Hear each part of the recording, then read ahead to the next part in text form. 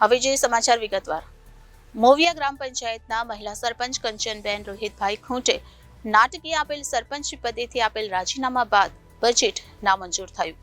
રાજકીય વિવાદિત મોવિયા ગ્રામ પંચાયતનું બજેટ નામંજૂર થતા ચકચાર મચી જવા પામી હતી. ગોંડલ તાલુકાના સૌથી મોટા ગામ પૈકીના મોવિયા ગ્રામ પંચાયતનું બજેટ નામંજૂર કરવામાં આવ્યું. મોવિયા ગ્રામ પંચાયતના મહિલા સરપંચ કંચનબેન રોહિતભાઈ ખૂંટે નાટકીય આપેલ સરપંચ પદેથી આપેલ રાજીનામા બાદ બજેટ નામંજૂર થયું. તાલુકા વિકાસ અધિકારી ગોંડલે અવલોકન થઈને સૂચના સાથે મોકલાવેલ વર્ષ 2024-25 નું બજેટ પંચાયતના બહુમતી સભ્યોએ નામંજૂર કર્યું હતું.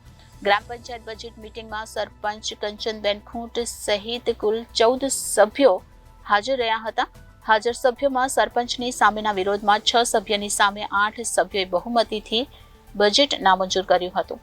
ગ્રામ પંચાયતનું બજેટ નામંજૂર થતા ગ્રામ પંચાયતની સરપંચ સહિતની પંચાયત બોડી સુપરસીડ થવાનો માર્ગ મોકળો થયો. રાજકીય વિવાદિત મોવિયા ગ્રામ પંચાયતનું બજેટ નામંજૂર થતા ચકચાર મચી જવા પામી હતી. Bureau reporter Janadesh news, Rajkot.